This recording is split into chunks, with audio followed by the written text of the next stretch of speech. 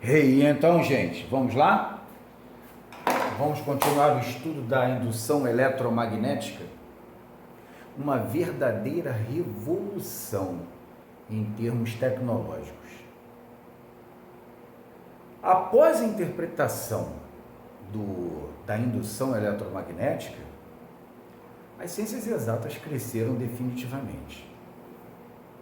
A tecnologia mudou a partir do entendimento da indução eletromagnética. Existem muitos expoentes, muitos grandes cientistas, vários cientistas envolvidos para se chegar a essa conclusão.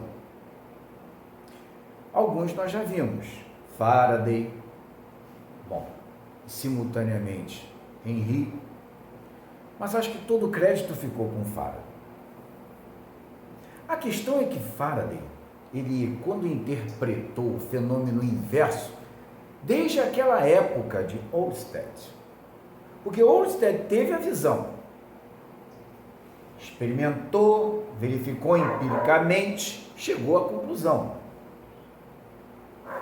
Passa corrente elétrica, gera campo magnético. Mas aquilo ficou na cabeça de vários cientistas. 11 anos depois, Faraday provou que o fenômeno inverso também poderia acontecer. Que não só corrente elétrica, não só movimento de cargas, não só movimento de partículas portadoras de cargas elétricas produziam campo magnético. O fenômeno contrário também existia. Um campo magnético poderia produzir corrente elétrica.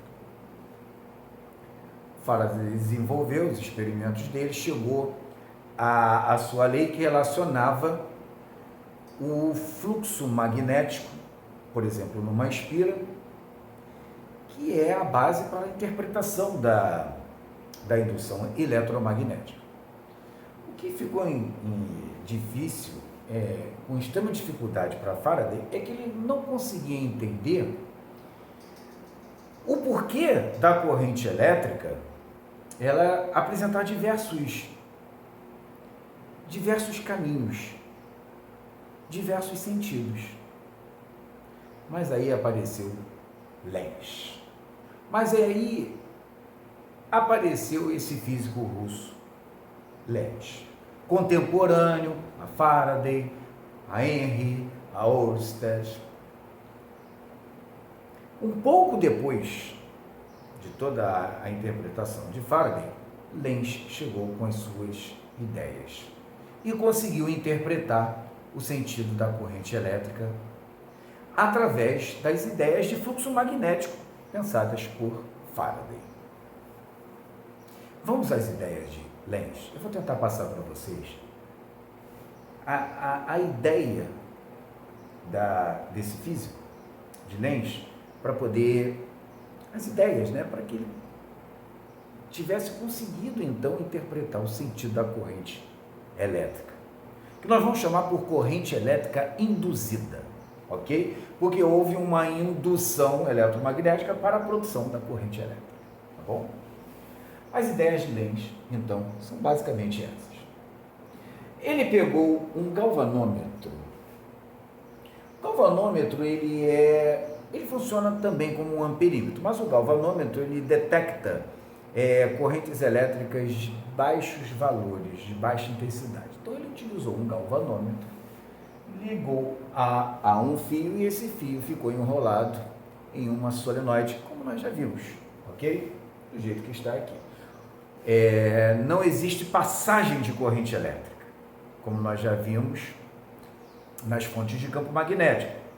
Fios percorridos por corrente, espiras percorridos por corrente, solenoides percorridos por corrente. Não, aqui o solenoide ele não está conectado a nenhuma fonte, nenhuma bateria. Ele está ligado a um galvanômetro e que vai detectar essa amperagem, essa baixa amperagem. E com a ideia do fenômeno inverso, de que corrente elétrica produz campo, então o campo magnético vai produzir corrente elétrica, Lenz fez o seguinte: A experiência é extremamente simples. Ele pegou um ímã, com as suas polaridades, norte e sul, não importa a polaridade que está voltada para o solenoide aqui, não importa. O que importa é justamente isso daqui. As linhas de indução magnética, ao se aproximarem do solenoide, aumentando essa densidade de linhas de indução, aumentando o fluxo magnético que chega e diminuindo o fluxo magnético que sai. Por exemplo, essa é a ideia. Vamos aproximar um ímã do solenoide, aumentando nessa região, na região próxima do solenoide, em relação ao ímã, aumentando o número de linhas de força que o atravessa, aumentando o fluxo magnético, tá? E depois, vamos afastar o ímã, diminuindo as linhas de indução magnética sobre o solenoide, baixando, diminuindo o fluxo magnético, então, sobre o solenoide. Sabe o que aconteceu em termos de leitura no galvanômetro? Eu vou tentar mostrar então para vocês, ok? Vamos lá. Bom, então vamos lá, gente. Vamos à interpretação, o que Lenz pensou e concluiu então. Vamos lá. Naquele estágio em que o ímã está distante e suas linhas de indução magnética não influenciam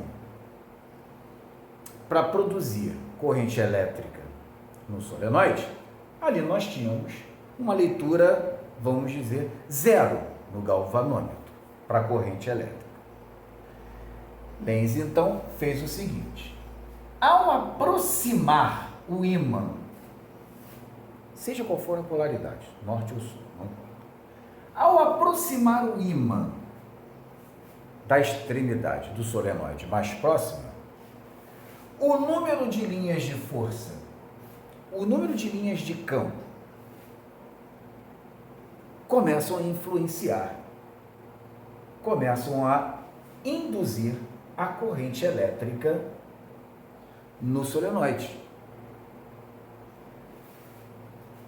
O número de linhas de força e o tempo em que ocorre toda essa influência faz com que exista, então, uma corrente elétrica não produzida por fontes, baterias, e sim uma corrente elétrica induzida a partir do fluxo magnético, do fluxo de linhas de indução magnética. Então, entenda bem, a corrente elétrica que foi induzida a partir das linhas de campo magnético, essa corrente depende do aumento do fluxo e de sua rapidez.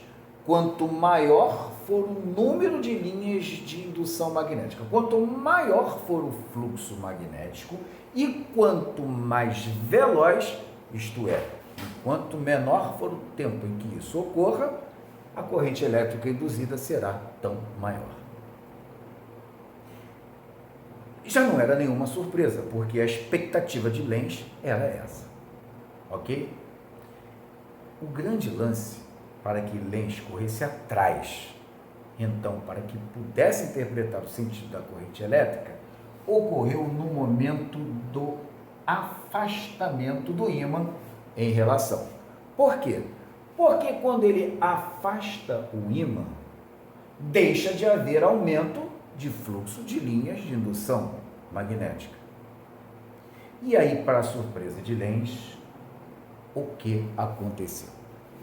Vamos lá, então? E então, vamos lá. A condição que causou a maior surpresa. Ao afastar o ímã, o que podemos observar? Uma diminuição, um decréscimo nas linhas de indução magnética que atravessavam o solenoide. Dessa forma, ocorre a redução, o decréscimo, a diminuição também do fluxo magnético, por sua vez. E a surpresa qual foi? O sentido da corrente elétrica detectado pelo galvanômetro. Lenz chegou a algumas conclusões.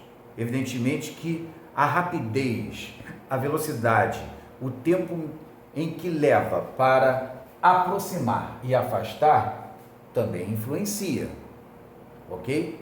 Para o entendimento da corrente elétrica, porque ela será tão maior quanto menor o intervalo de tempo para que isso ocorra. Isso era fato. O tempo não era o fator preponderante para entendimento disso, da lei, que ele chegou. O que chamava a atenção era justamente a questão do fluxo magnético aumentar ou diminuir. Vamos deixar claro que o intervalo de tempo vai mexer no sentido ser tão maior ou menor a corrente elétrica induzida. Isso não importa. A questão da qual Lenz estava preocupado era justamente essa: o aumento e a redução do fluxo magnético. Por quê? Porque com o aumento do fluxo gerava uma corrente elétrica, induzia uma corrente elétrica num sentido, que foi observado no momento anterior, detectava num determinado sentido. E o afastamento e, por sua vez, a redução do fluxo magnético, ele observava que a corrente elétrica mudava de sentido, alternava o sentido.